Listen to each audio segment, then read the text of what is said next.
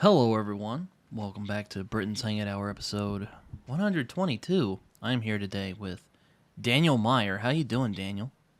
Or well, I'm doing good. My hair is shampooed, my beard is trimmed, my fly is zipped, so I think I'm fit for to be presented to the public here. So I'm doing pretty good. Thanks. that's always good. That's always good to have on your side. Yeah, I just nabbed a drink. Had a very Yeah, I got one. have a long day at school, and now I'm here. So if I seem a little quieter than I hear you. usual, I hear you. I am still recovering from that. But it's good to have you on here, Daniel. Glad we could get this Thanks. together.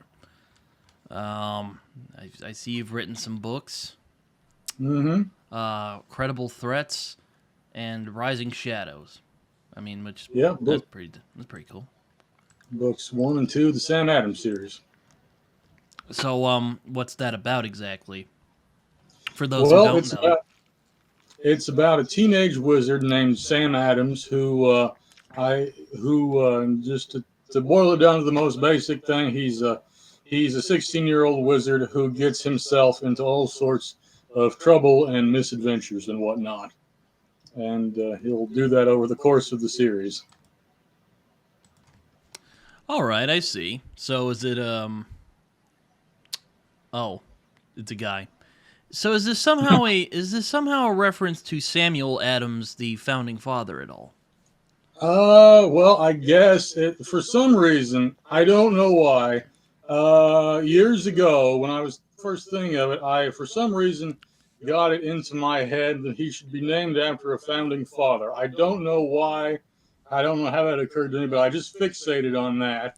And, Sam Adams, he's the only one that really had a good sort of cinematic main character type of name. Like, George Washington, Benjamin Franklin.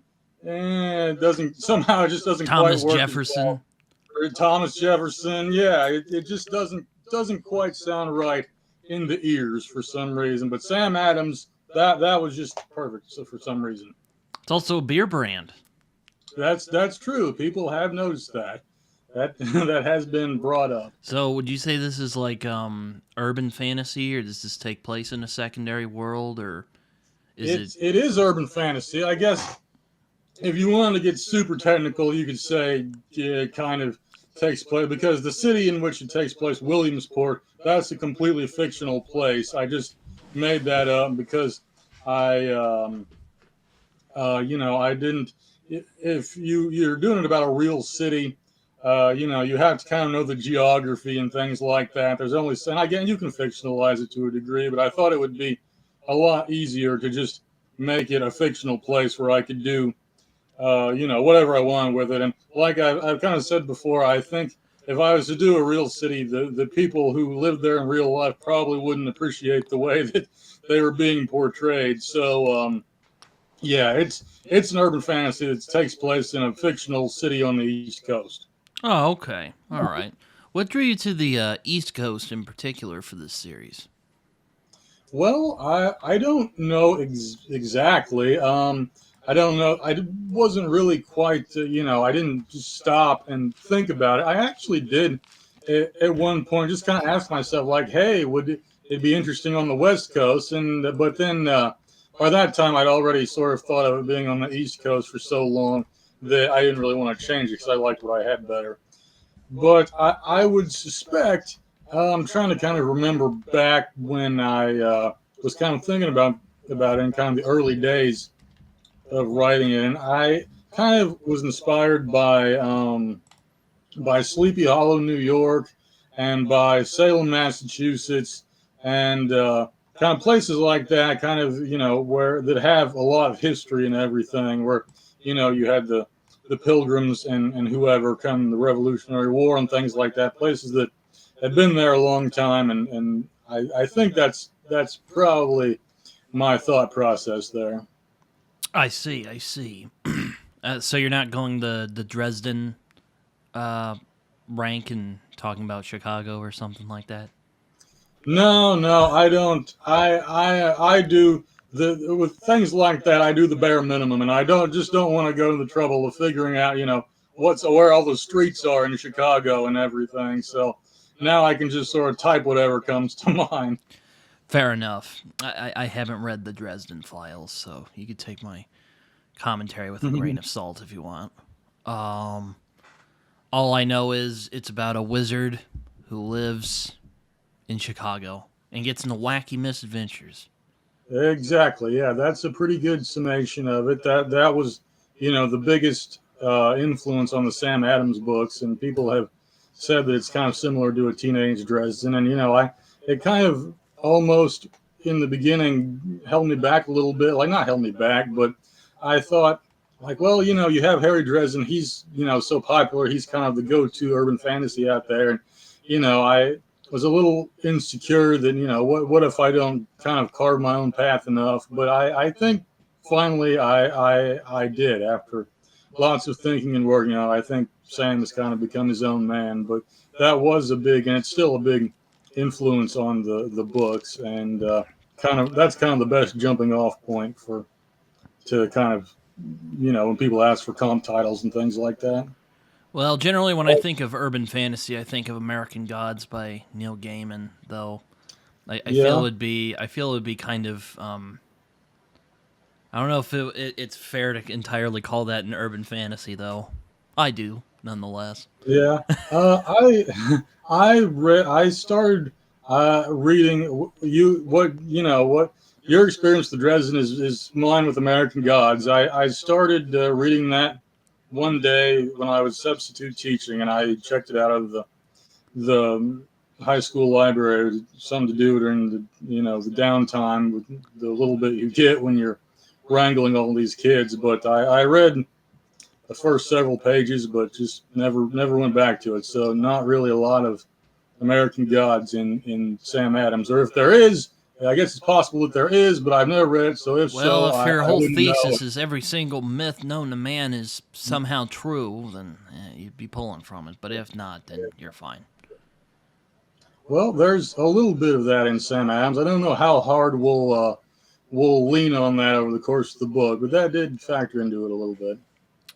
I see. I see. A question I like to ask when I have writers on here, but like, what books or pieces of media were like touchstones for you when you started writing?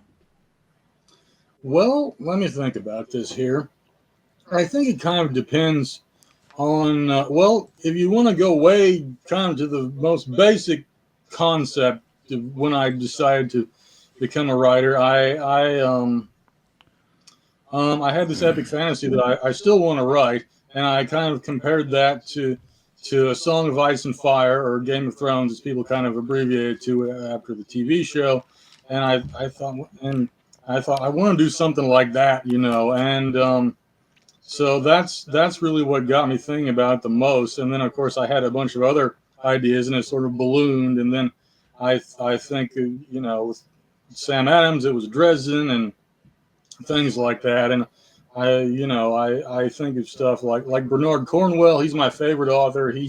His influence has kind of found its way into everything that Mm. I write. So he's in some ways he's really the biggest, I think. And like even some of my trunk novels that are like totally not completely different than anything he's written, but they're I just because I'm the one that's writing it, I notice like kind of where that influence seeped in. So and so it just kind of depends on what I'm looking to write. That's kind of a touchstone and everything. I've only read one of Bernard Cornwell's books, and that's Sharp's Tiger. I have it back there. I don't want to get it out at the moment, but I've only read that one. I've read a couple Yeah. of his books are really good, like his King Arthur one he did. Oh yeah, that's a good one. A lot of people I've known like it. I've only had one friend who didn't care for it. Yeah. Yeah, I know I enjoyed it. That and the Last Kingdom and Yeah, Sharp. that one as well. So Oh, sorry. no, that's fine. I wasn't sure what I should say next, so I was trying to think of something there. So feel free to go ahead. That's fine. Fair enough. I mean, I think with most, I think with most writers, it's kind of like what Philip Chase says: "You are what you read." Yeah, I think that's definitely true. Yeah, Yeah. and You've also what? I think just thinking about some of my other favorites over the years that I'm sure have kind of gotten in there somewhere. I think of The Passage by Justin Cronin, I've heard of that. Timeline by Michael Crichton, Heard of that as well. Yeah. the Hunger Games trilogy, Mm. Red Rising, and lots of stuff like that, and lots of nonfiction too. I read that a ton, but A lot of those I haven't read, though. I have read the Hunger Games, though. So I read that when yeah, I was younger, when that was kind of the craze. yeah, me too. Wasn't the biggest fan, but I didn't hate it as much as some other people did, which I mean, fine. I just thought it was fine. Yeah, I didn't. I got super into it. I was definitely enjoyed being part of that whole time period when it was so on top of everything. That was kind of fun to experience. And I haven't read it in a long time, but that's something I look back on really fondly. Yeah, same. I haven't read them anytime recently. I don't know if I plan on rereading them again, but hopefully someday I'll get around to Yeah, doing it again. Maybe I don't know. I'm not in any I rush to never though. I never reread anything because I always just want to get to the next book and the next book. There's just so many more to discover that I always just want to find the next read. Well, that's never a bad idea. I generally do that myself. Like I very rarely reread. I Yeah. did reread Ed Brubaker's Daredevil run recently because the new Daredevil show was coming out. So just wanted to kind of catch up on that one too. You know, Yeah. um, quite. I do like that run quite a bit. I don't think I've read Brubaker's. I don't think I've gotten to that one. I think I want to say I looked at it sometime and there was a very expensive omnibus, and I just kind of and thought that maybe I needed to find something a little cheaper to read until I'm a very wealthy and successful best-selling author. So some of that stuff might have to wait. Yeah, that's totally fair. I mean, those omnibuses are ridiculous. I tried getting I was thinking about getting Jeff Lemire's Animal Man the other day, and it was like almost $60 on Amazon. I'm like, that is ridiculous. And then I had another friend on the podcast about last week, and he was like, "Oh man, there's a couple of them that are like $90 and $100." I'm like, "Oh my gosh, jeez, man, it's Yeah, ridiculous." there's a Marvel crossover event that I really want to read called Annihilation that came out a long time ago, and the omnibus is like $125. So I just saw that and just Good God. you know. Oh my gosh. Yeah, I only rarely get omnibuses unless they're like at a reasonable price. Yeah. Like I got Paper Girls because I just didn't want to go through the hassle of going to get all the volumes. Yeah. And I I have Invincible back there. I don't know if you can see them. Those three gigantic phone books over there. think so. Yeah. I got Jeff Johns' Aquaman omnibus a little while ago, and which is a pretty good price for what it is, and but yeah, I try to avoid those too. Yeah, there's a guy I watch called Poor Person Book Reviews. It's kind of like I guess it's like a ironic. He's always talking about these omnibuses he's read. I'm like, Poor Yeah. Person Book Reviews my ass. Like, how are you getting all these omnibuses? Yeah. Your local bookshop must have great deals. That's the only explanation. And it's this because the problem is it would be cheaper to get an omnibus. The problem is you don't know if you're going to like it or not. So you Yeah, have to that's get a the good point. trade paperback, like the first one, to see if you'll like it. And then, of course, you like it. Oh, I should have got the omnibus, but now you can't, and you're just locked in. Yeah, exactly. I'm just like, oh man. There are some like Southern Bastards where it's only like 4 volumes. I'm like, okay, I can do that, you know. Yeah. Or there was this one series I started called Middle West, and it called The Complete Tale. It was the whole omnibus in one Yeah. book. And I was like, should I pick this book up? And then I went to my local comic shop the other day, and it was gone. Someone already took it. So yeah, I was a bit sad about that. Well, like I angrily tweeted one time, buying comic books should not be this complicated. Yeah, no, it's like, oh man, If everything's out of print and so many out of print. It's ridiculous. mm-hmm. Yeah, I think that's how you and me started like talking. Was I was like, "Hey, I'm gonna be reading this Superman comic." You're like, "Oh yeah, I want to read that too."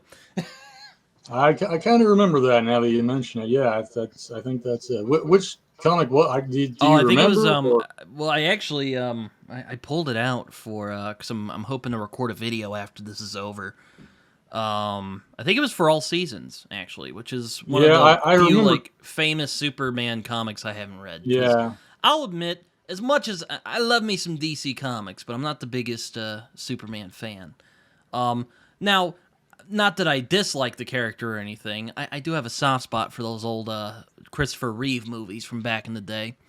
Yeah, I was always more of like a Batman kid, you know. yeah, me But too. but when I Superman's done well, he's done very well. So you know, give him well, props there.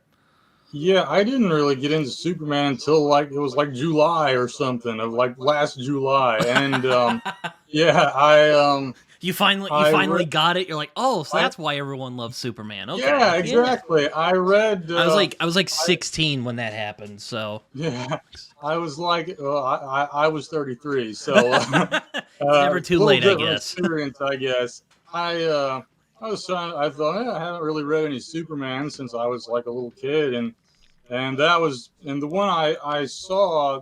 I mean, I looked at some of the ones like, yeah, good ones to start with, and like and that are new reader friendly or whatever, and I ended up reading one called Superman, Man of Tomorrow, Hero of Metropolis. So it's kind of has a needlessly complicated title, but it was like kind of a sideline type of series they did back in like 2020 or so, and kind of just a collection of standalone stories Mm-hmm. that are mostly about Superman and Metropolis. And I ended up really liking it. And I was like, yeah, now I see, how they can do this character and make it, really likable. And so I'm very belatedly I did become a Superman fan. Yeah, I enjoy I mean, there's a couple of Superman stories I've enjoyed over the years. I had a friend who tried to start with All Star Superman. I kind of scratched my chin a little bit. I'm like, I don't know if that's the best place to start, but good luck, Yeah. buddy. And he didn't take to it, which really made me sad because I love All Star Superman a lot. But going back to how ridiculous it is trying to get comics nowadays. Yeah, no, I went to my comic shop the other day. I'm like, good lord, they don't have anything I want. I go on Amazon. It's expensive. I blame the tariffs. That's all I'll say. I blame these tariffs right now. I yeah, I think the best way to kind of find comic books is the way I do. Of course, everybody thinks the way they do things is the right way, but I don't get bogged down in like continuity and stuff and try to read everything. It's just I look Same. for like a particular character or storyline or author that I like and just go for that. I don't try to keep up with like the whole thing, Yeah, which I think makes I'm things a more lot interested in easier. like sniffing out the writers or who wrote them and whatnot rather than the characters because when you follow the characters you tend to like you're like, oh, is it gonna be good or not, and then when it's not you're like, Yeah. oh. Now what am I gonna read? So yeah, I generally pay attention to who wrote them more than anything else nowadays. Though, I mean, we Yeah, should give credit to artists as well. There've been a lot of great illustrators and comics as well. yeah, for sure. I always feel kind of bad because I've reviewed a few just not too long ago. I joined the Before We Go blog team, like to review comic books mainly. Mm-hmm. I reviewed a few, but I always kind of feel bad because I never say much about the artist because I can just never really think of a lot to say. Like, the art was pretty good, and I think it's probably because I'm a writer. I think about the writing a lot more than the artwork. But obviously, that's kind of one of the the Wait, so main parts of the comic book. So wait, what's I this? will have to try and think about that a little more for my future reviews. What is this blog called? Before we go. Before We Go blog, yeah. There's a bunch of great people. I think most of them or a lot of them are also authors as well. Oh, And give it a look. See. I they've always they've supported me a lot over the years. I think a lot of like when I first joined Twitter, I think a lot of the people that followed me were with them. I wrote a guest post for them a long time ago about a Game of Thrones, and they interviewed me when I was in Spiffbo. Oh, And you're in so, Spiffbo. So, what oh was yeah, that yeah. like? I'm guessing one of the Sam Adams books got in. Yeah, it was Sam Adams' book one, Incredible Threats. It was a lot of fun, even though it was very nerve wracking. Referring back to our Hunger Games conversation, it felt like that a lot of the time. Um, You were just but chucking spears at other authors trying to just yeah, that's get your book to the it. top, trying A to lot of people may survive. not know this, but the way Spiffbo works, we all go out and we throw spears. All the writers fling spears and clubs and large stones Turns at into one a another brutal until only one melee is. to get your books in the. Yeah, I love that. but it was a lot of fun though. I really enjoyed it, and if you want something as a slightly more serious answer about, there was a lot of well wishes and congratulations and positivity going around. Mm-hmm. And I definitely recommend it. I kind of lined up some interviews and reviews and things like that as part of getting it out in front of more eyes. And if you'll allow me to brag a little bit, I got to the Feel semifinals, which free. was very exciting. I did feel very proud of that when, I for years I just sat in my little writing hole and typed and felt like the book would never end. So to go from that to like the semifinals of Spiffbo really felt like a big accomplishment there. Yeah, it's always good. I mean, I wrote for a comic blog for a little bit, but they couldn't keep it going anymore, so they shut it down. I was really bad at posting to them, but Yeah. it was fun while it lasted. Yeah. I've seen a couple of other like booktubers and writers I know who've been like they've either guest blogged or they've joined these blogs. So I'm just like, how do you get involved in that? Is there any like Mhm. Yeah. Well, for me, I complete like most of what I've done in my writing career. I blundered into it completely. mm, It was like last summer or something. I think was when it started. I had writer's block. I was doing nothing and I was bored to death. And so I thought, well, I like Thor. A few times I've done guest posts for other people's websites, and I had thought I'd uh, well, I've always liked Thor. He's my favorite superhero, so mm, maybe sometime that could be a good post for when I'm not doing anything. Well, I'm not doing anything. I have writer's block. I'm bored senseless, and I just read like one of the recent Thor trade paperbacks, and so I DM'd Beth, who is the kind of head honcho at Before We Go blog, and I just said, hey, what if I do kind of a special guest review just because I need to do something productive? She said, yeah, sure. And so I did. And then later on, I was kind of another little bit of downtime. And I thought, well, now that I've reviewed the first one, I should maybe do some more, And I also happened to think at the same time, well, I could write a review of that Superman comic too, because I think I could kind of articulate enough of why I liked it, and so I said, "Hey, I can do two more. Do you want me to do that?" She said, "Sure." So I did, and then she after a few days after I sent it to her, or whenever it was, she said, just DM'd me back and said, "Hey, do you want to be on the team?" And I was like, and I thought about it, and I was like, well, really, there's no downside to this. I got nothing to lose, so I said sure, and here we are. Fair enough. This might. I don't know if this may be silly if you have read it, or if you've not. What are you doing? You should read it. But since I'll you brace said, myself for feelings. but if I know you said you like Thor. Have you read any of the Jason Aaron stuff, like the God Butcher?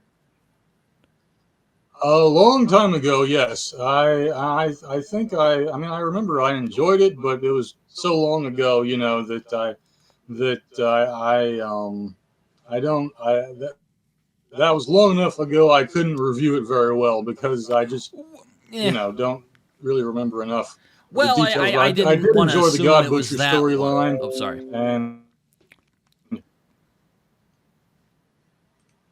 Sorry, I didn't mean to interrupt you. You can finish your thought. no, that was hello. Yeah, I can hear you. Can you hear me? Yeah, I I can. think we Can okay. you hear me? Sorry, there was a little glitch of some kind. I don't Oh, okay.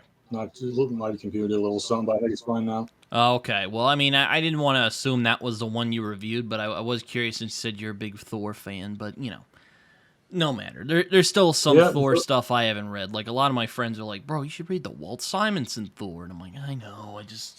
I have read those. Yeah, I'm like, I the know. the I don't know where to get them, mhm. man, and they're probably expensive." Yeah, that's some of those ones that's hard to find. I spent more money on those than was reasonable to do. The one You know how I much money I reviewed was blow on actually books in general? Like, it is obscene. yeah, yeah, I know. Me too. Me too. The one I reviewed is actually I the want to keep latest living. I series. want that. I want to be in a stable, environment at the moment. I mean, I still live with my parents, so that'll probably still happen, but I want to have some stability nonetheless. I understand. I completely understand. The one I reviewed is actually the Immortal Thor by Al Ewing, which is kind of the current. I think is the current Oh, okay, series, and yeah, I bet that's good. it's pretty I've good. only I read that enjoyed it. guy. I've only read his Immortal Hulk, which is Yeah, really good. that's I that's the one enjoyed it. everybody raves about. I've never laid eyes on that one, so Just put out a. Speaking of that, they just put out a omnibus of it not too long ago. I'm like, oh my gosh, can I just get the trades, please? Like, is it yeah, that hard? I just want the yeah, trades. Yeah. Cheaper yeah. on I'm the same Amazon way. too. Hmm. Yeah, no, the other day I looked at like a trade and it was like $30. I'm like, that is ridiculous. I could get like 2 comics for that Hmm. at a local shop. Ugh. Oh man, it's fun. Hmm. But yeah, I haven't really I've been bad at keeping up with like mainstream superhero comics. Well, except for some of these Superman ones I've been reading since the new Superman movie's coming out. I thought, why not? I'll give it a crack.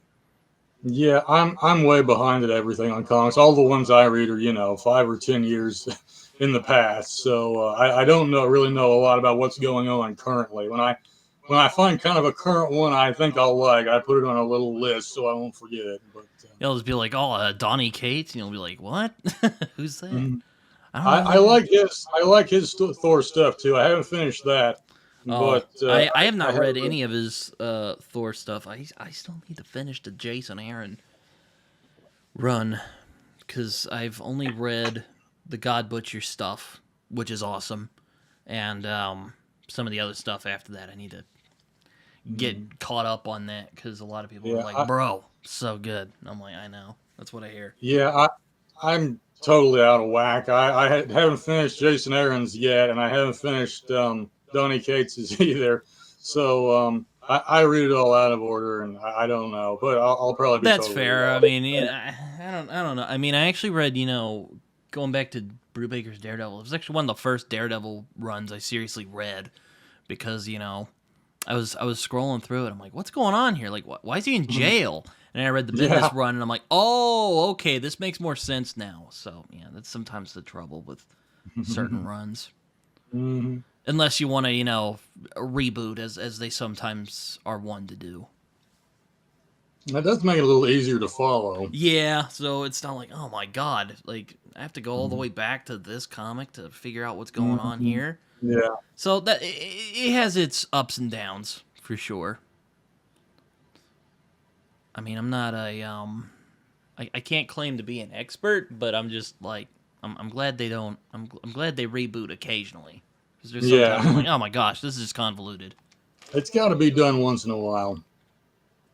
And yeah, I'm definitely not an expert either. I'm out here reviewing them, but I'm by no means an expert on anything comic book related.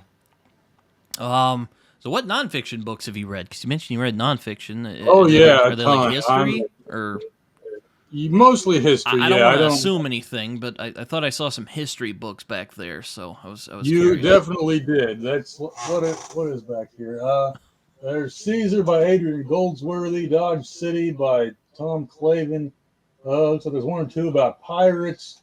Uh, and something about Edward the Black Prince, and yeah, that doesn't even scratch the surface. Tons and tons of history stuff. Yeah, So I'm actually reading one right now. It's right here. What is it called? The Eagle in the Heart by Helen Castor, which is about the Middle Ages. Part of the Middle Ages I didn't really know very much about. So, yeah, lots and lots and lots of history for sure. I was about to say I've not heard of this, unfortunately. Uh, I a lot of my interests are like American Civil War Oh yeah, and that's medieval history and yeah, colonial. I really like colonial history a lot. yeah. I do I too. like the weird costumes. I like the wigs they wore. I like the weird. Like I'm a big Puritan guy. Like I love the Oh Puritans. yeah. I don't know if I would be a very good Puritan, but I like Yeah, I reading don't. about them. Their weird costumes, their like beliefs and like witches and stuff like that. Very fascinating to me. There was a book I Yeah. actually put on my list recently called like Hot Protestants is what I think it's called. And it's about like the Puritans in America. I'm like, I gotta check this out. This looks like the book I've been Oh looking for about Puritans. yeah. Yes. Yeah, that's that. My mom was actually, researching some family history stuff the other day, and we have some Puritans back there in the old family tree as well who did all sorts of crazy stuff. I think they accused somebody of being a witch. I don't know that they were actually convicted. I want to say that even back there in the Puritan times, they were kind of like, okay, this is taking it a little far, so why don't you cool off? But Yeah, there's this yeah, there's a book I read recently, or not recently. I read it in October. It was called Speaks to Nightbird by Robert McCammon. Very good book. I thought it was well worth the read. It takes place during colonial times, and there's some scenes in there, and it takes place during that period, not long after the Salem witch trials, and even them, they were like, yeah, they might have gone a little too far there. And I'm like, oh well, all right, yeah, they're saying it. Shit, you know, like it's. But I didn't mean to interrupt your thought. I have a bad habit of that. Oh no, it's fine. I do too. I used to do stuff on the radio a little bit, and so I kind of know it's hard to know when to jump in, when to let the other person talk. Uh So I huh. understand. But yeah, it's funny. We kind of like the same time periods. I really like the colonial time too, but I particularly the Middle Ages. Ever since I was like 5 or 6 years old, I've loved that so much. That's always been my jam. That just fascinates me so much. I So read whatever like I can like get my is hands so the on Middle about it. Ages, isn't that like medieval times as we would know it today, or is that Yeah, something else? Because I've yeah. talked with people who can get a little. I love them. I'm not going to name names. They know who they are. But sometimes they get a little pedantic when I say medieval. They go like, okay, what medieval are you talking about? Are you talking about the Middle Ages, the Dark Ages, the Renaissance? Because technically that was Yeah. medieval. And I was like, I guess the Middle Ages. I don't know. Yeah, I've never heard it explained the way that way exactly. I've heard it divided kind of into like the kind of the early Middle Ages, like after the Roman Empire falls, from then like kind of the late Middle Ages after the Norman conquest, and Mm.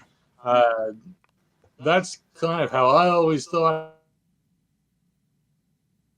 it was divided. Maybe that's not right. There might be kind of some historians out there like, no, no, no, that's not how it works, you foolish man.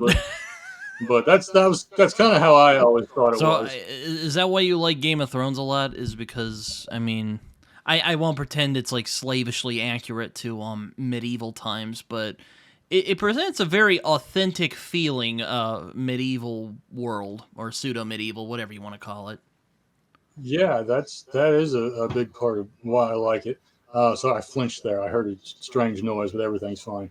Um, but yeah, and that's kind of interesting to me because you have some people say, well, it's a kind of taking the real Middle Ages and depicting that as fantasy, and then other people say, well, no, that's not really what it was like. And to me, it doesn't really matter, and it wouldn't really matter to me so much. Like if I was writing it, like it's not really about whether or not something like really happened in the Middle Ages or not. It's more like you said, it feels authentic. It feels like it could have happened and it could have been real. And I think that's kind of one of the most important things when you're writing a story like that. Yeah, it's not like, you're in this medieval setting and people are snarking like it's a Joss Whedon joint, No disrespect to Joss Whedon. I mean, say whatever you will about the man. Yeah. But Yeah, sure. that would be kind of like, that doesn't sound right, Yeah, it's but yeah, and I think it's kind of they did a good job of that, of kind of sounding. It didn't really sound modern, but it's not so It's not like medieval. It's not. Shakespearean where you're like, sometimes. Yeah, Unless you're where like you don't really have well versed in it. like Jon Snow coming in like, what hast thou done? And it's just incomprehensible. But so I thought George R. R. Martin kind of did treaded a nice line there. Yeah, it's funny. Speaks to Nightbird has this preacher called Exodus Jerusalem, and you can imagine he's a very hammy character. He's basically this like hammy preacher who shows up, who's kind of a sleazebag, but at the same time, he also uses like he's basically like, oh, thou art, whatever. It's pretty fun. Like you're just like, oh my gosh. Yeah. Well, when your name is Exodus Jerusalem, you kind of have to live up to that name. Yeah, exactly. You know what I mean? Like I said, I'm like, you can imagine he's a bit of a hammy character. Yeah. Well, you can't just walk into the room and say, "Oh, hi, how you doing?" No. Can't go like, "Oh, hey guys, I'm Exodus Jerusalem," and everyone's like, Yeah. "Oh, well, yeah." It's a good book. I'm hoping to get to the sequel at some point, or maybe Boy's Life, because people are telling me I should go read that. I've seen people talking about Robert McCammon's books many times. Everybody likes them, but I've still, of course, never got around to reading them. But someday. Yeah, it was one of those cases. I don't know if you ever had this where I'm like, all right, McCammon, show me what you got. And it was like, yeah, sure. Maybe like 20 pages in. I'm like, all right, let's go. Yeah. And it was really hard to put down. I really hate when people say books are unput downable. It's such like a dumb like blurb word. I'm telling you, it was hard. It was hard to like, okay, sure. Here, stop. Because it was just, I wanted to see what happened. So, good job, Robert McCammon. It's very rare. Not many books get me to do that anymore. So, good work, McCammon. You know what you're. He's got a good thing going. I mean, I don't know. I mean, if you like colonial history, I mean, again, I can't speak to how accurate it is, but it feels authentic, so that's always important. Yeah, sure. Though, he does get a lot of the really bad medical practices right, because my God, I was just oh man, that is visceral. It got kind of messy back then, from what I understand. I don't really know much about that. Yeah, they thought it was a good idea to bleed people because they thought they would get the bad blood out. Yeah. It ended up killing people. It would end up killing people, ironically. That'll do it, yeah. Until they figured out, that's a bad idea. Don't do that. But I think they did that back in medieval times too, so that wasn't like unique to that period. But yeah.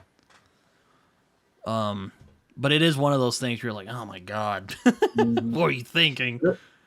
This is something I mentioned Bernard Cornwell earlier. I thought it was, and I assume this is something that happened in real life that he put into a book because it's just so off the wall. It sounds historically accurate, but from what I remember, they had this like bird in there who could like detect like sickness in people or something like that, and he'd call.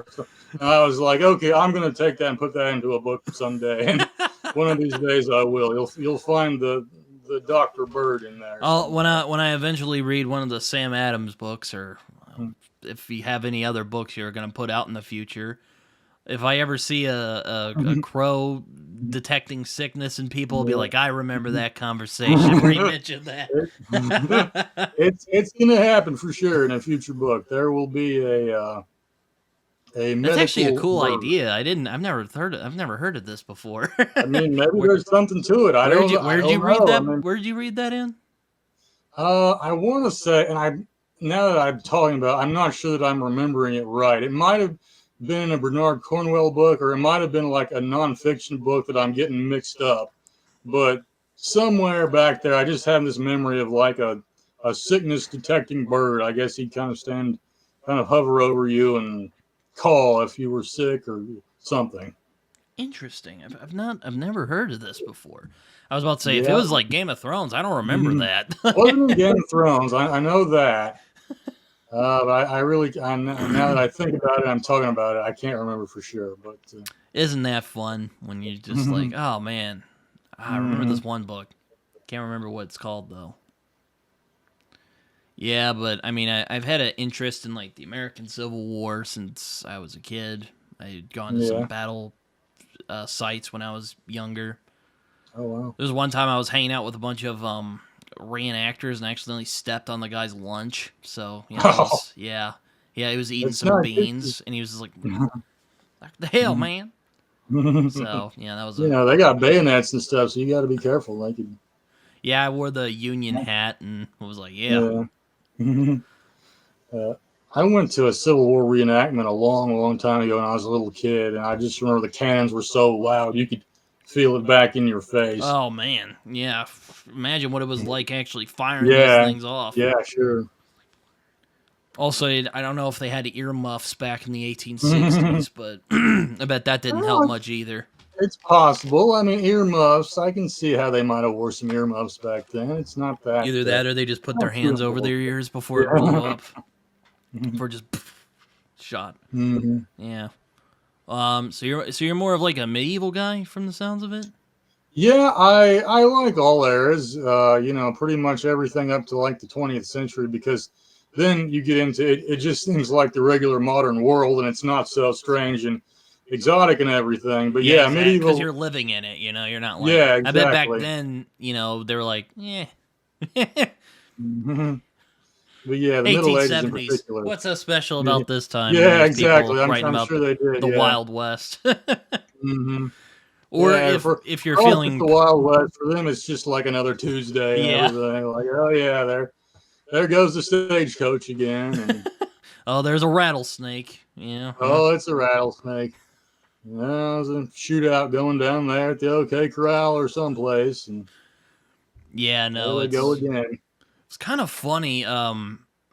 I watched a video talking about the actual like Tombstone history. And apparently, like it Oh yeah. wasn't as dramatic as the movie made it look like. Which I mean, okay, that's kind of a given. But like, apparently, it was over like a gambling dispute between like Doc Holliday and like some of the other guys. Like, it wasn't like a I don't know. Yeah, I have read the movie Tombstone. It's fictionalized, but there's kind of some stuff in there that you know they that actually happened and they put in the movie. And I read that, like, I think they kind of did that with Young Guns too, mm, which there's some like surprising, and I can't even remember anything in particular off the top of my head, which would make me sound smarter. But I remember that it's actually surprisingly one of the more accurate retellings of what really happened back then was interesting. Young Guns of all things. So, which is kind of interesting. One of my friends, I don't know how much BookTube you watch, but Tori Talks. That's her favorite Western movie. I'm like, really? Oh yeah, I'm like, I really? Over that, yeah. over Unforgiven and Once Upon a Time in the West. Which I mean, okay, fine, I get it. They're pretty slow movies, but like, still, damn, Young Guns. But then It's again, I haven't seen yeah. Young Guns. I don't know that it's my favorite, but I do like it quite a bit. I think it's underrated. So yeah, I'm definitely in the pro Young Guns camp. I'm sure if you asked her about it, she could kind of recite this whole thing about why it's the greatest and everything. That could be a future video for you. Maybe you have her on and you do kind of Young a Guns. What's the fuss young, about it or yeah, something? I don't know. I haven't seen Young Guns. I have seen Tombstone though, but it's been a long yeah, time. I remember really liking it. I think yeah, about it, I'm pretty like, oh good. man, it's Little bit of obscure trivia about Tombstone. It was supposed to be like 3 hours long, and they cut, like they had to do with a lot of movies, they kind of cut it down. And so somewhere out there, there's the 3 hour version of Tombstone, just kind of lurking around, waiting to be discovered and everything. And I hope that sees the light of day someday, because I would really like to watch that. great cast too. Like Kurt Yeah, for sure, Russell, for sure. Bill Oh yeah. Paxton, Val Hmm. Kilmer as Doc Holliday, which like Oh that's yeah. probably his best performance. Um, Ma- Michael Bean, Michael Powers Bean, Booth. yeah. Oh my There's so god, many famous people in he that had the movie. whole Yeah, gang in there. yeah, Cy absolutely. Tolliver before he was Cy Sam Tolliver. Elliott. Yeah, there was a ton in there. That's a pretty good movie. Yeah, it was basically Harry just like let's get O'Quinn. all the great character actors in this Yeah. movie. Let's do all of them, just all of them. I also feel bad. I'm like, man, what happened to Michael Bean? Like it was like after that movie, he just kind of vanished, and apparently, Yeah. like I ended up learning later because he was on this podcast with oh, what's the guy's name? It's the guy who played Wally West in the animated Justice League show. Also played Lex Luthor in Yeah. Smallville, funnily enough. But anyway, um, yeah, he's like, oh yeah, I had like alcohol problems. I'm like, oh okay, Yeah. that makes sense. Mhm. Yeah, that has a mean hold sometimes. Hopefully there can be, hopefully there's a Michael Bean renaissance coming in the future. Yeah, yeah, the last time I saw him was on the Mandalorian. I'm like, hey, that's Kyle Reese. Oh What are you yeah, doing, he was man? on that, wasn't he? Yeah, And then he let's. gets shot. I'm like, damn it, Mhm. come on, got shot, teasing me like that. You guys suck. No, no, it was yeah, I saw that. I'm like, man, underrated actor. I Yeah, really for love that sure. old Terminator movie. Yeah, me too. He's great in that. He's also a really good villain in Mhm. Tombstone too. Yeah, he is. One of my favorite lines from that movie, because and it's, I think what makes it so good, it sounds like something they would have actually said in the 1800s, and to us it sounds ridiculous, but he plays it totally straight, where he just comes out and says, "You wretched slugs." And it's just, I love that one little line so much. Yeah, my probably one of my favorite parts of the movie is when Kurt Russell has the gun to that dude's head, and the dude's just like he's just straight up like dude's shitting bricks basically, and he's like, "Your guys might get me, but that's not before I'll turn your head into a canoe or Yeah. something like that." I'm like, "Oh my god, so good." Yeah, there's a lot of lines like that. They're a little weird on paper, but they're good. God, I gotta watch Tombstone again now. Oh yeah, I'm glad I can sort of Get me all sort rizzed of up to maybe watch I'm gonna watch Tombstone it again again. now. I'm gonna have to do that before long. I um I really like that Powers Booth. I think it's one of the great little 2 word deliveries of a line that Powers Booth says at one point, and I don't think and I won't do it justice at all, but he just says, "Well, bye," you know, and it's just He's 2 little words that he just nails he's great perfectly. at he's great at like slimy characters. Like Yeah, he was in the Sin City movies. I don't know if you ever saw those, but I don't think so. No. plays a corrupt politician in those movies. I'm like, oh man, Oh yeah. yeah, great. Also, Psy in Deadwood, which I'm like, great show. Also a western, Yeah. good stuff. But yeah, no, you're making me all rizzed up to watch Tombstone again. That's good. I'm glad I could I be don't of know where it's service. like streaming on or where I can get it, but I'll have to. I'm sure it's streaming somewhere. It's It has to be on yeah, Tubi at I guess I'm gonna least. try to Google it right. It must be on Tubi at It's bound least. to be out there somewhere. Amazon on at the least. Yeah, it's somewhere. Yeah, I don't know if you have like Tubi or anything. Maybe it's on there. Yeah, I don't get the paid thing, but I just yeah, I do try to keep up with the streaming services. It's Oh, I'm I terrible at them. yeah. Yeah, me too. I always have to restrain myself from getting more Though I because I have more than I can keep up with already. though I mean I have been watching the new season of Invincible on uh, Yeah, Amazon I Prime, so that's been too bad.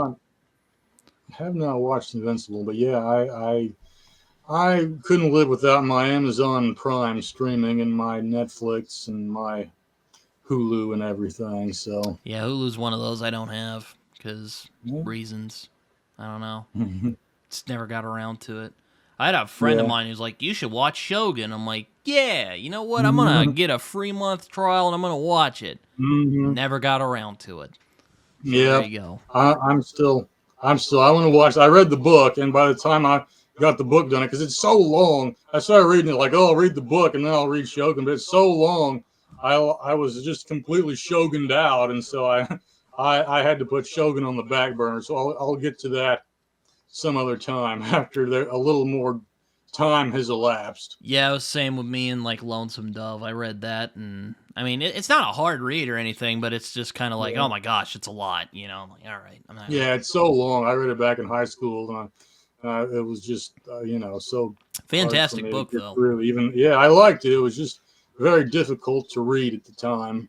Yeah, because how long it was. Yeah, Oh, there it's was there was this um, kind of reading contest thing where you get points, and I can't remember how it worked at my high school, but like the length of the book has something to do with it, and so and because I read a lot even back then, of course, and so I was always pretty good at racking up those points. However, it worked. I can't even remember now. And I there was this other girl in a different class or something, and so the librarian told me, she was kind of real hovering around the top, and I was like, oh, I got to get back into this, and so I grabbed this huge, biggest, thick book I could find with the Lonesome Dove it's to always a try great and idea. yeah. Which is that's always a good idea. Oh man. Uh, yeah. I mean, I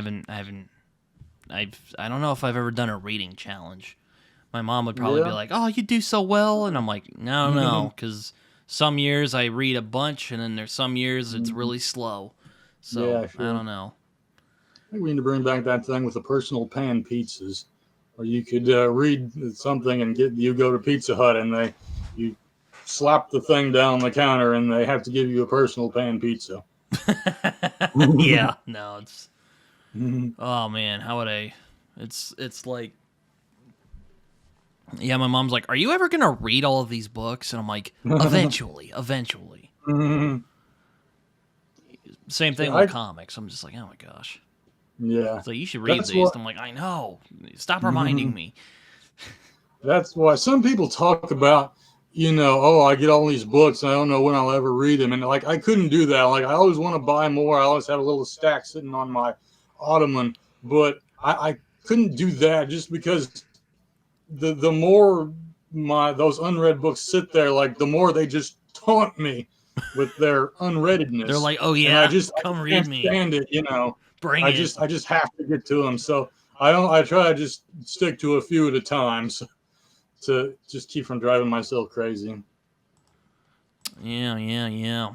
Um, Going back to Sam Adams. So, your first book's called Credible Threats. So, like, what's that one about for those who might be interested?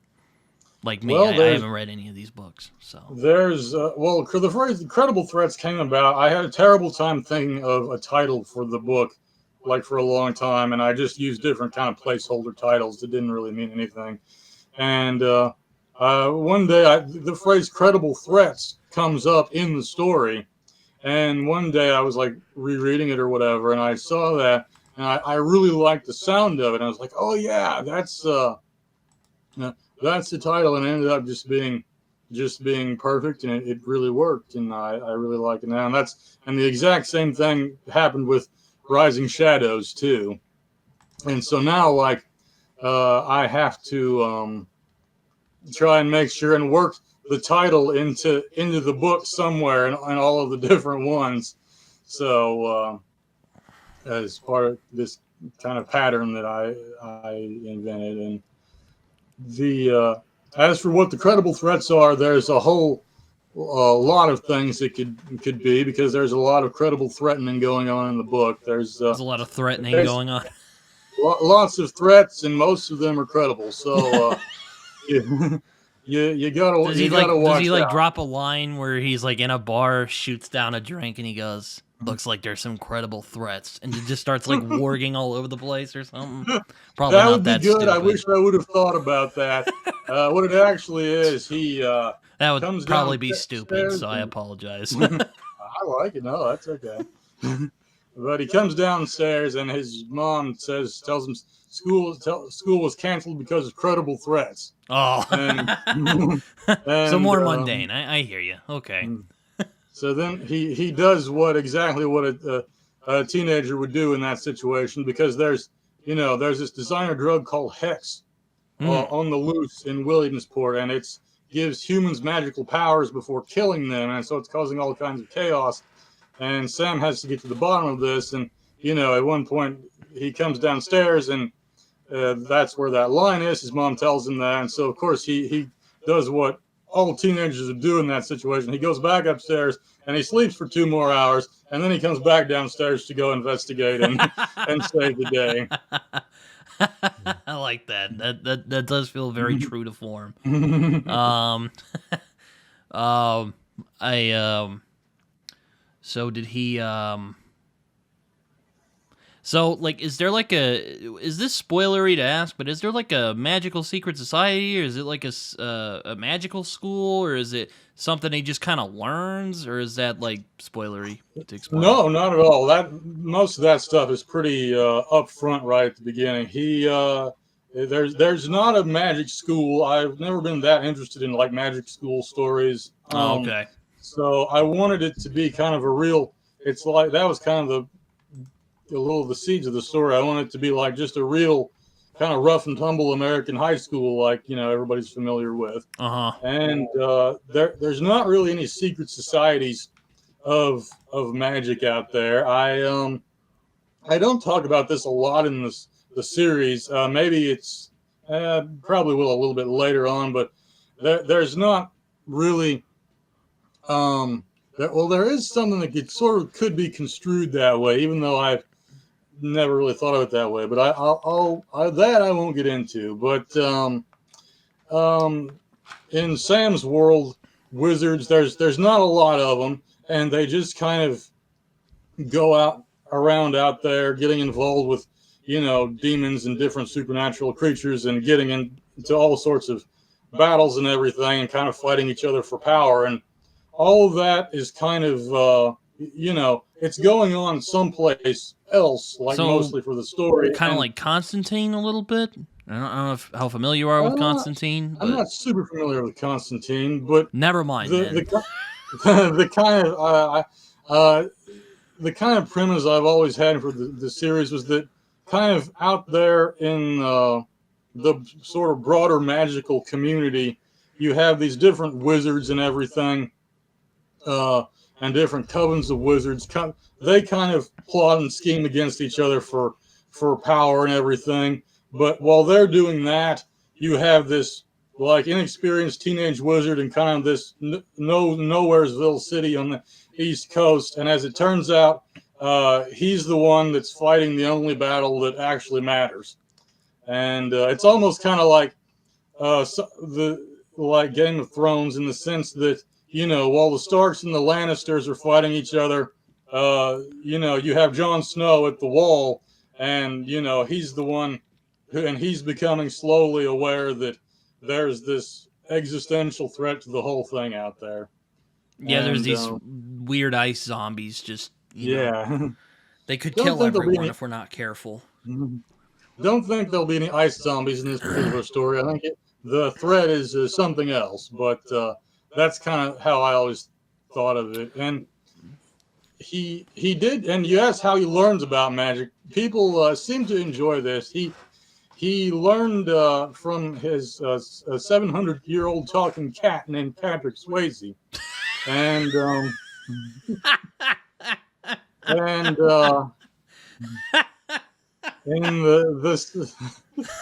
in the Sam Adams verse, wizards are kind of on their own to discover magic until they can link up with a familiar, like a familiar is drawn to a wizard's power, and Sam's familiar turns out to be a talking cat who he names Patrick Swayze, and who has all sorts of things to say and all sorts of opinions about what Sam is doing and everything, and likes to mouth off So like a cat would. does it just talk to Sam, or can it talk in general? Or I'm trying to remember because, yeah, he can talk in general. He can talk to so whoever. like if his mom And like managed to walk in and started, like, she could hear him talking.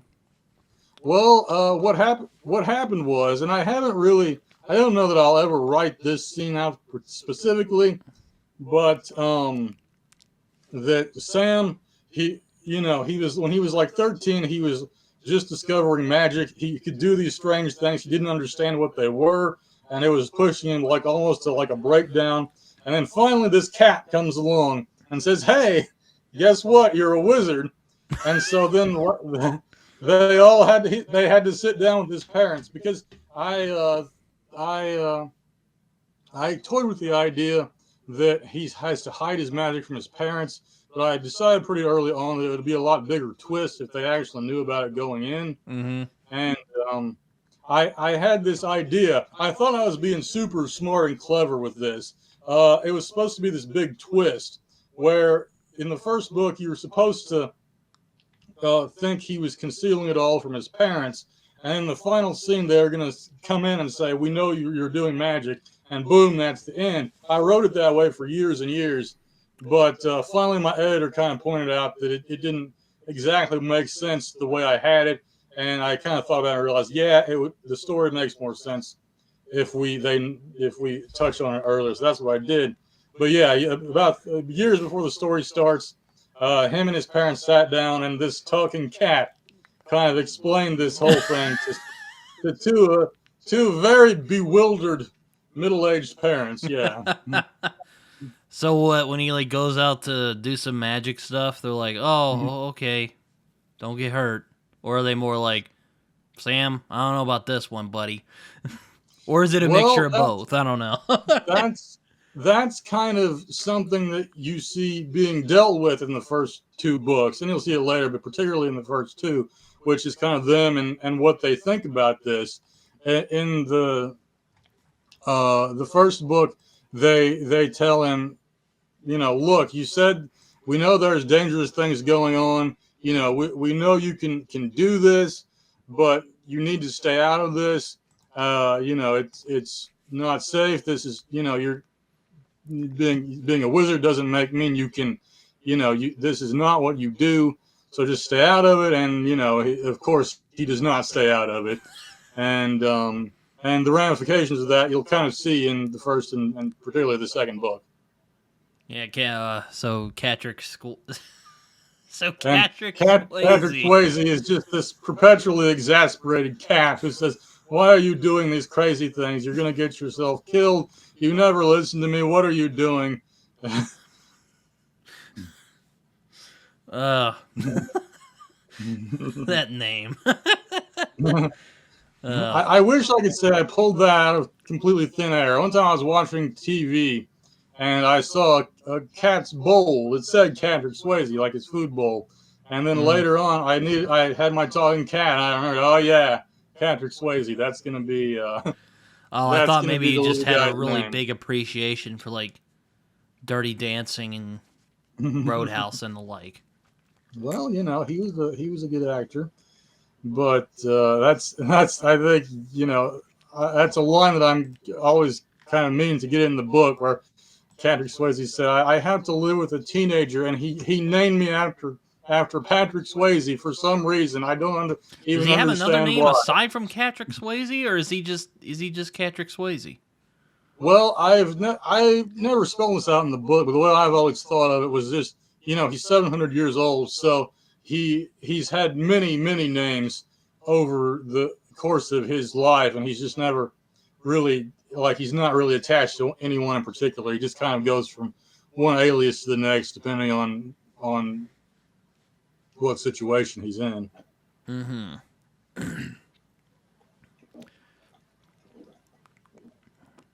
That's good though. I like that. I'll have to add those to my list then at some point. That's good. That's good. See what this series is about. So there's only 2 books so far. Two books so far. It feels like a whole lot more for as long as I've been writing them. But yeah, just 2, and I'm working on number 3 right now. It's called Mysterious Ways, and I'm finally. I had writer's block for 6 months, and yeah, it was really bad. I've never been stuck that bad. I wrote 4,000 words in 6 months. I had never had such a dry spell, but around the holidays, I get past that finally, and now it's close to being done. I mean, there's still a lot of work left to do. I'm on what I think will be the final draft. I still have a lot of stuff that needs to go in there, but I think once I finally get this one polished off, it will hopefully be ready to send off to my editor and get to the next stage. So, what's the pitch of Mysterious Ways? Unless you don't want to go into that. I think it's okay. I'll be kind of circumspect, but from the first book, there's a character named Elise. She's a vampire and an assassin, and she gets involved with Sam and his struggle against the King Death and the Hex that is going around. She has mysterious motives that he doesn't know exactly what she wants or why she's helping him. She just knows that she has kind of her own agenda. Doesn't necessarily, and she's fighting beside him. She saves his life, but that doesn't mean that she necessarily has his best interest at heart. Well, in the third book, she comes back, and she has a very dangerous MacGuffin with her, and there's some terrorists after her that want it back. And she comes back and says, "Hey, Sam, this is what I wanted your help with back in book 1." And then I'm guessing more Sam's vampire. just like, shit. Yeah, exactly. And that was a bad idea to say wasn't it? It was a bad idea to say yes to. He knew that at the time, and he did it anyway. And now that's what book 3 is all about. It's like, damn it, being a good person. Yeah. And then some of her allies who are also vampires. You'll find out. In the first book, I allude to her working with some other people, and you'll see them. You'll see some more vampires coming in, ostensibly to help Elise, but really they're just another enemy that's breathing down his neck, and he has to find some way to kind of play these people against each other while they're fighting each other in the streets of Williamsport, and he has to find some way to save the day and stay alive. Must be a crafty 16-year-old if he's pitting vampires against each other. He's trying to be crafty. Sometimes he succeeds. Sometimes he doesn't always succeed. So he just kind of has to brazen his way through. So is that everything. Why the cat is often exasperated? Is because Sam is not as crafty as he could be? He always thinks that he's about to pull some crazy stunt that he shouldn't pull, and it's going to get himself into lots of trouble. And he just tries to just kind of batter his way through as all this chaos is breaking out. Interesting. Mm-hmm. These sound like fun books. I think they are. I mean, I wrote them, but bear that in mind. But I have gotten a pretty good response from. I'm happy to say so far, because you never know how people are going to react. But I have been really happy with that they've struck a chord with some people. So I think you'll enjoy them, but I am biased, so take that with a grain of salt. Excuse me. That's fine. Leslie from the Nerdy Narrative seemed to like it because I see she gave a good review on Goodreads. So there you She go. did. I was really happy to see that. That definitely made me happy. I appreciated that, and Has anyone so I has anyone else covered your books on YouTube or elsewhere? I'm trying to think. The literary apothecary is um she's reading it right now. So she mentioned she hasn't really done a review. I think she's reading it now or about to start reading it. And I hope I don't forget anybody. It hasn't got a lot of booktube coverage, so but I want to say the only one that jumps out at me, Luke Winch. He read it and he really liked it. I really enjoyed what he had to say. He posted a review of the first book quite a while ago. So that has been very nice to see. Yeah, I've been very lacking in my urban fantasy because again I've been kind of spoiled by American Gods Yeah. and John Constantine. But yeah, maybe someday I'll get to it. I hope so. I hope so. Yeah. I I make no promises though. I always tell that to indie I understand. writers who send me stuff. I'm like, okay, you can send me stuff, Mhm. but just know I make no Yeah. promises on when I'm gonna read them. Well, Mysterious Ways will be out later this year. Now I will make sure and DM you and see if you want a copy. Or, Have to get the so first two you might. first. So yo, Daniel, But hit me up with I some will. books. If if you don't get to it, okay. But I will make sure and give you the option when we get a little close to the time for that. Fair enough. But yeah, sounds like that vampire is. So does the vampire look around his age or something, or is she like a little older than him, or? She does look around his age. Um, for some I for some reason when I wrote the first book, I imagined her as looking like like if Sam is a high schooler, like she would look more like a college student. Mm. But I went back and then I when I was writing Mysterious Ways, I actually thought, well, I think I would like it better because kind of for a plot sort of low key plot related reason.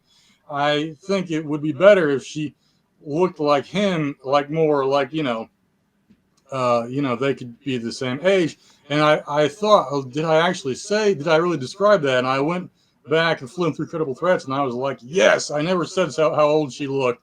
Um, so yes, we do kind of say in mysterious ways she appears to be a teenager like Sam is, and that is something that we um, talk about just a little bit in mysterious ways. And one of the little things that I enjoyed writing about her was there's a scene or two where like Sam says something ridiculous and she just kind of goes oh and rolls her eyes at him and he kind of laughs because he and she says what's so funny and he said for a second you just seemed like you could be one of the girls I go to school with and I enjoy writing these tiny little moments. I don't know how much people will notice them, but I liked it where you get these little glimpses of just kind of this normal imitating like immature teenage girl that she could have been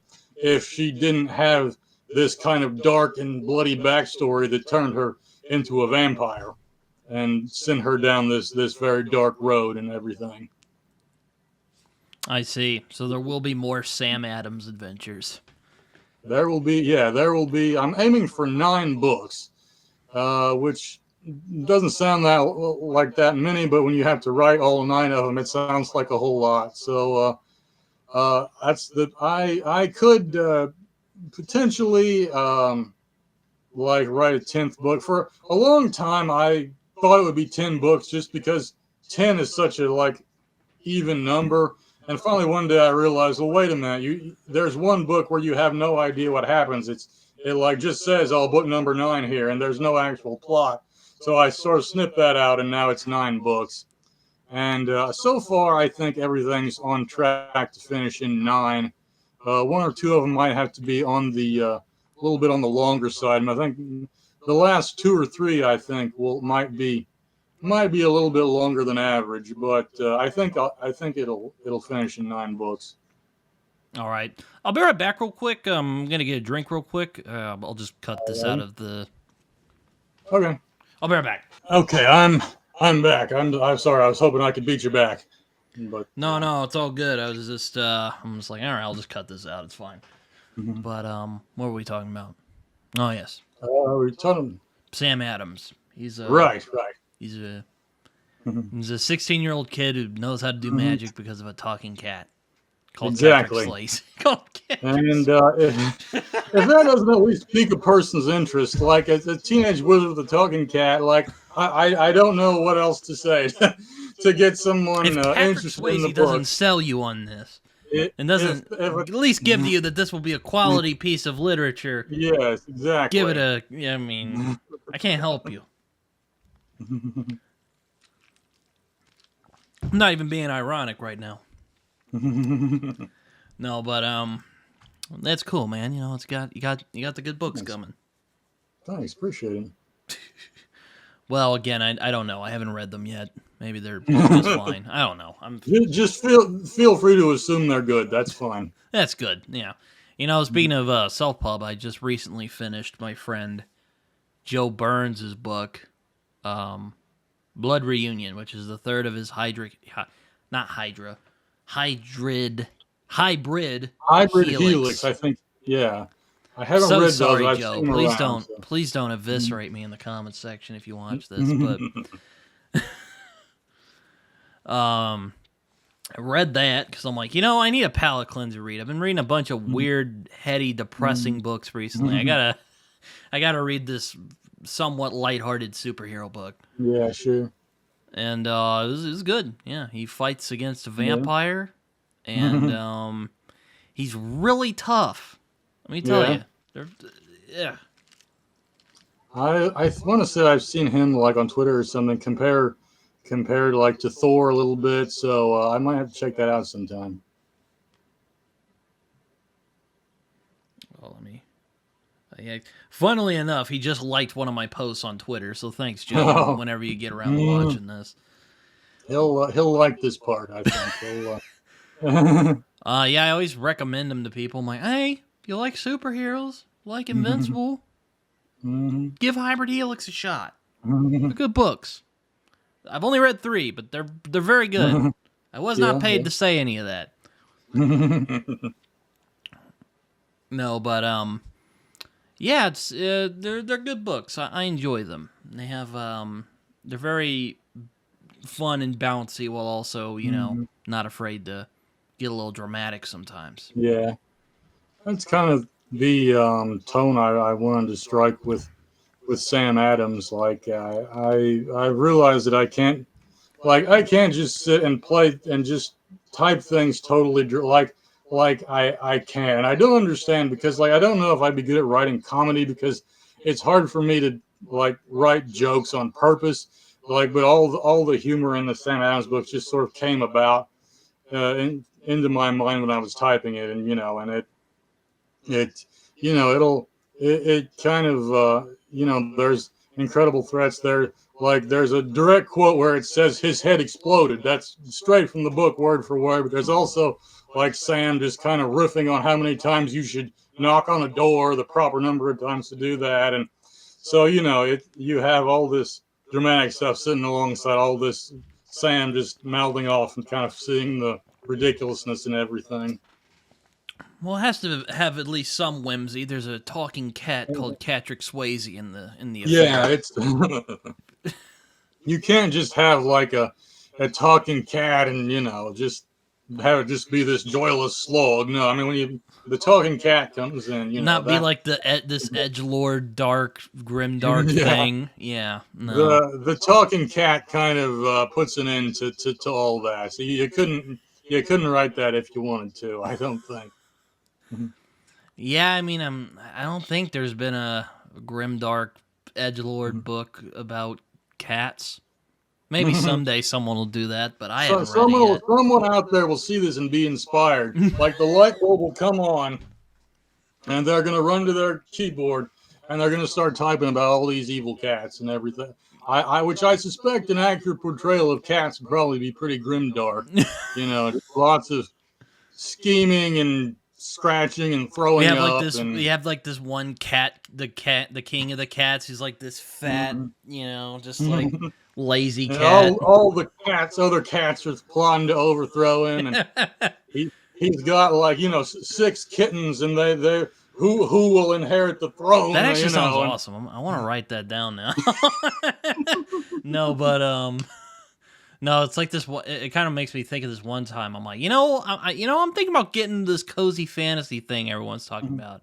I don't think I've seen Yeah. anyone do a cozy necromancer story. That should be a fun one, And then someone went, "No, buddy, Andy Peliquin did it," and I'm like, "Damn it, really?" And he's like, "Yeah." He showed me the link. I'm like, "No, you bastard!" Once in a while, I mean, I I get could this probably urge still to do write. it, but You do it, yeah, absolutely. And once in a while, I get this urge to write like a fantasy rom, like if like Can't Hardly Wait had magic, or like Frasier had magic, or 10 Things I Hate About You, or some kind of fantasy yeah, I think I saw equivalent you of posting that. about that the other day about Frasier with magic or something. I'm like, Yeah, yeah. that would be something. Just have That would Kelsey be something. I Grammer. don't know that I would be able to write it, but I would like to be able to someday. We will see. Just have like Kelsey Grammer sit and just talk to the other wizards about. I don't know what he would be doing. I don't know what he would be doing in a fantasy setting. Go full sideshow Bob and just start murdering everybody with magic. I don't know. Still thinking about the grimdark cat story. I mean, maybe it does exist. But I don't know. I like the fat king of the cats idea. Just where he's like, like those like really tubby lard cats. Like he looks like that. He's like, yes, entertain me. Something like that. I don't know. He turned into a whole. Though, I don't know. I think people who love animals would get mad at me for writing it. Yeah, I think so. Maybe that some of that territory doesn't need to be explored. He's like, he slays the cats with, or he slays the one cat warrior. I don't know.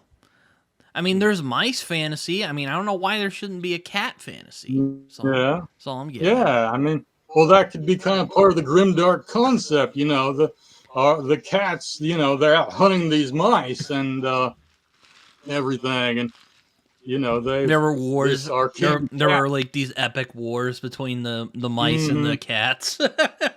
Our king cat, he defeated the mice back in the day when he was a young warrior, and now he's old, and he's sitting uneasily on his throne. We need mice left to fight, and so God, we need to shoot ideas back and forth to each other. This is great. got cats. Cats fought. Like the mice are like these barbarian warriors who are just like waiting. They're like, help us. And they're like, oh yeah, we got to deal with these mice barbarians. That would be great.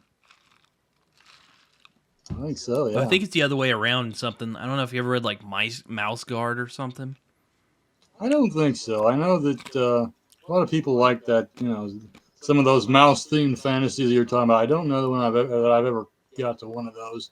Or Redwall. I have a couple friends who like Redwall. Mm-hmm.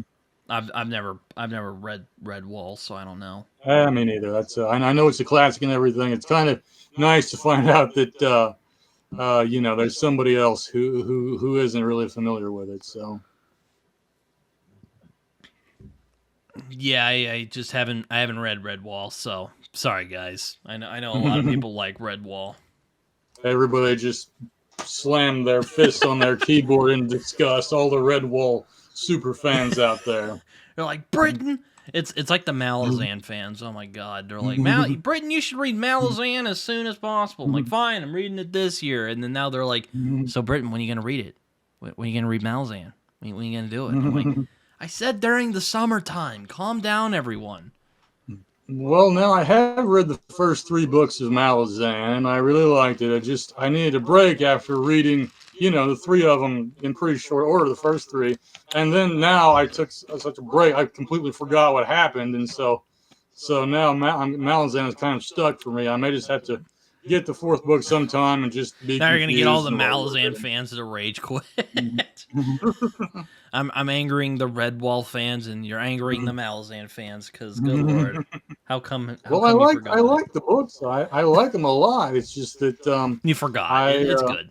yeah I'm just afraid to jump back into it after being away from it for so long. Yeah, it's something. But yeah, I only have Gardens of the Moon back there. I'm also reading Discworld right now, which I'm probably not gonna read tonight because I've been kind of busy, and I'm just like, man, I just want to chill when I get off, whatever. But yeah, no, it's a good. I mean, I haven't read Malazan, but I'm enjoying Guards so far. Yeah, and here I haven't read Discworld, so there go the Terry Pratchett fans. They've just walked away from their computers in disgust. Just angering every fantasy fan base one Yeah. book at a time.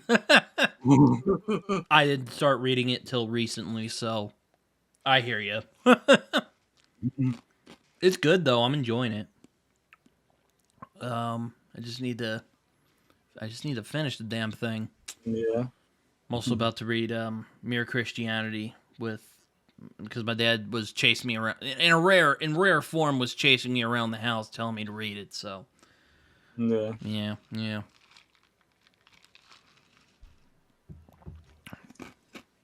I'll probably read. I only got a few more comic books I'm going to read, and little PG Woodhouse I'm going to read. Yeah, I was and, going to ask, what are you reading right now, or what are you hoping to read? Well, I always love to talk about this, so I'll any excuse to talk about the books I'm going to read. Let's see here. I have that Eagle in the Heart book by Helen Castor. It's about Richard II, and it's not a king I knew very much about, and I think that's the name of it. Yeah, it is, because I knew it's 2 animals. I always forget that the animals. Yeah, the animals. I said. And then I have World's Finest. I'm going to go to some comic books. I got World's Finest, Volume 5. Got the new Conan the Barbarian by Jim Zub. Got the first volume of Dan Abnett's Aquaman and things like that. Oh, and I have The Radiant King by David Dalglish. I hope I pronounced his name the right way. I'm going to read that before long. That seems really interesting. So that's kind of... that's how my TBR is looking at the moment. Fair enough. I haven't really I mean, I'm only reading Guards. I'm hoping to start Mere Christianity soon. Yeah. And Primordial by Jeff Lemire, because I'm doing a thing on my channel where I'm reading a bunch of Jeff Lemire comics this year, so hopefully that'll go well. Excuse me. That's okay. I just sounded like I was being swallowed a bird or something just a minute ago. So you sound fine. Don't worry about it. Just strangling. Animals. Yeah. Yeah. Gotta love those voice cracks. They just they'll just interfere. They'll just ruin your life if you let them. Snuck up on me. Yeah. No, it's not always fun.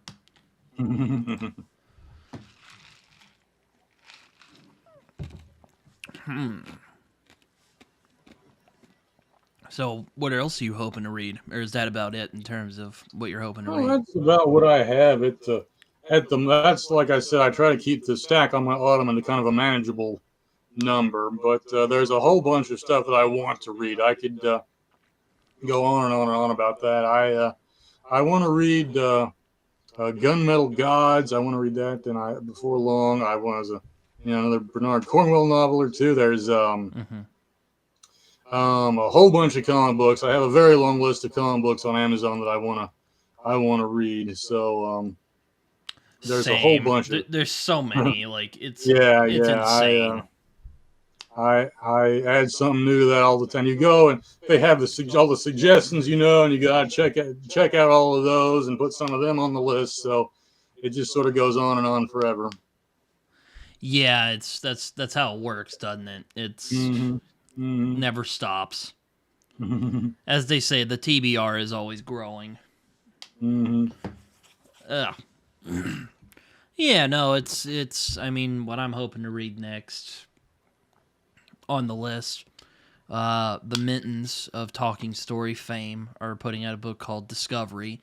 Since I'm pretty tight with them, they were cool enough to give me a free e-copy to read and hopefully get done before May, and that's when the book comes out.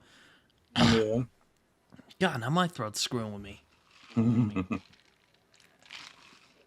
That's kind of something which it sounds very silly, but to Just like chuck dread books at people. people. Well, it's like people sending me books. It sounds great. When I said, when I came out and said, "Oh, I'm going to review comic books for Before We Go blog now," I was, that's why I've always tried to avoid becoming a reviewer because, like, I guess, I'm such a mood reader. I never thought of myself that way, but I guess, that's what it would be like. I just like to pick out my own books. You know what I mean? I really, it's hard for me to get into something that I'm just haven't decided is what I want to read right now at the moment. So Yeah, I'm I hoping to sort of, read there's this series called Gormenghast, which is a fantasy trilogy about this castle called Gormenghast. yeah. I'm hoping to start the first book, Titus Grown, soon after I finish Guards, hopefully. So, wish me luck on that. It is Good not for luck. it's not for the faint of heart, apparently. So, What I've heard. hopefully Mhm. it goes well. I hope so. Otherwise that's going to be a whole other fan base that's Yeah, like riled up. the Yeah. 10 people who like Mhm. Gormenghast who are gonna get Mhm. mad at me and go like, "Rabble, you don't get it, you idiot." I'll just be like, well, you're probably right. I don't get it. Yeah, there's always a ton of stuff that I haven't read. There's always a bunch of stuff, that I either didn't click with and just didn't finish, or I just doesn't interest me really, or just I haven't gotten to it yet. So I always, there's always people.